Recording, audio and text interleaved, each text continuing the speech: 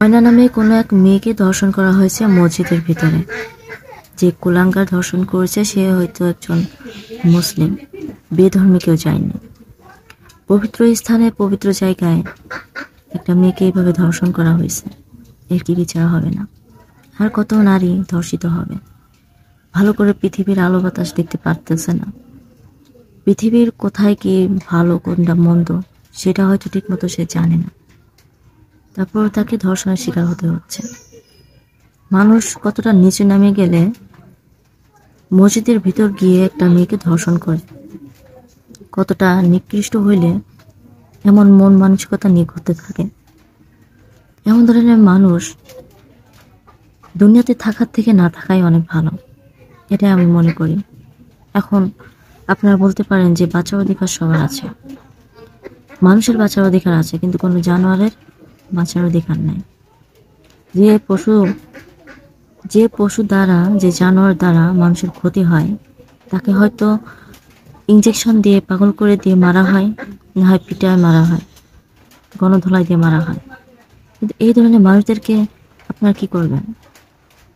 যদি এখানে প্রাপ্তবয়স্ক যদি একটা মহিলা বা মেয়ে হইতো তাহলে বলতেন তার পোশাকের সমস্যা ছিল, তার চাল চলনের সমস্যা ছিল। কিন্তু এখন বলে এই যে ছোট নারীটা, ছোট শিশুটা ভালো করে বোঝে না কোনটা ফাউল কোনটা সঠিক। এই যে শিশুটাকে বা বাচ্চাটাকে যে ধর্ষণ করা হয়েছে, এর কি অপরাধ ছিল? তারও কি পোশাকের সমস্যা, নাকি আপনার দৃষ্টিকোণের সমস্যা, নাকি আপনার মস্তিষ্কের সমস্যা? কোনটা সমস্যা ছিল? আর কত ছোট বাচ্চাদেরকে, ছোট নারীদেরকে বা বড় যারা প্রাপ্তবয়স্ক হয়েছে,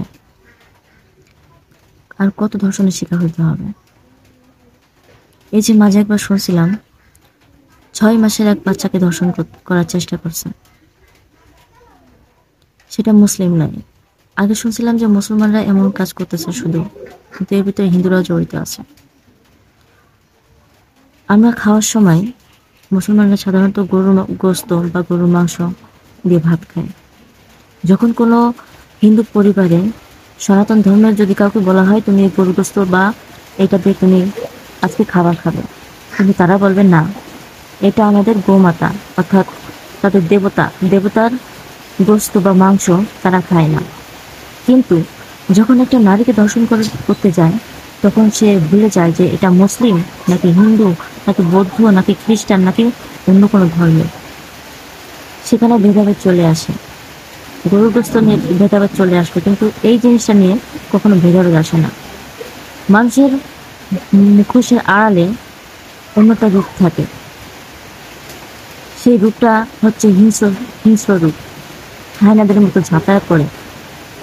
এই রূপগুলা মানুষকে ধ্বংস করে, মানুষকে হত্যা করে, মানুষকে নোংরা পথে নিয়ে যায়। প্রতিটি মানুষের ভিতরে একটা নোংরা মনের মানুষ আছে, একটা নোংরা মনের মানুষ আছে, নোংরা একটা মুখোশ আছে। এই মুখোশটা সবাই দেখতে পায় না। 2 দিন আগে দেখলাম বোনের বাড়িতে বেড়াতে এসে তার মামার কাছে গেছে। বাচ্চাটার বয়স বেশি না, 3 থেকে 4 বছর হবে। বোন যখন বাইরে গেছে ঘুরতে বা বেড়াতে বা কোনো একটা কাজে, যখন বাইরে গেছে তার ভাইকে আর তার মেয়েকে রেখে গেছে। হুট করে এসে দেখে তার মেয়ের অবস্থা অন্যরকম। কে করছে এগুলা? নিজের ভাইকে করতেছে, নিজের ভাই তার বোনের মেয়েকে এমন কাজ করতেছে।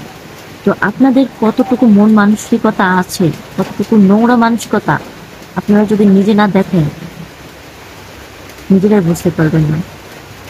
আপনাদের চোখের আড়ালে বা আপনাদের মনের অজান্তে যে হিংস্র প্রাণটা আছে ওটা যখন বেরোয় আসে তখন আপনি নিজেকে চিনতে পারবেন না যে আপনি কতটা নোংরা মনের মানুষ।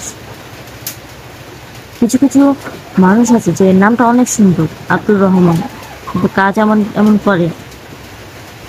তো এদের মতো নিকৃষ্ট মানুষ দুনিয়াতে থাকার থেকে না থাকা অনেক ভালো। আর কত নারী ধর্ষিত হবে? প্রাপ্তবয়স্ক যদি নারী হইতো তাহলে মনটাকে বুঝতে যাইতাম না প্রাপ্তবয়স্ক হয়েছে, তার চালচলন ভালো না, তার পোশাক ভালো না, এখন আপনি কাদের দোষ দিবেন?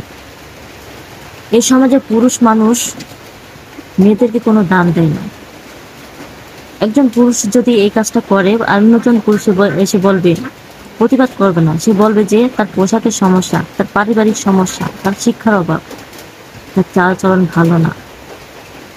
কিন্তু এই পুরুষটা বলবে না যে তোর সমস্যা। পুরুষটা কখনো প্রতিবাদ করবে না যে ভাই সমস্যাটা তো তোর, তুই কেন এমনটা কাজ করলি। এই সমাজের মানুষগুলো এতটা নোংরা, এতটা জঘন্য। মসজিদের ভিতর যাওয়ার পর তাকে ধর্ষণ করতে হলো, কিয়ামতের আর বেশি বাকি নেই।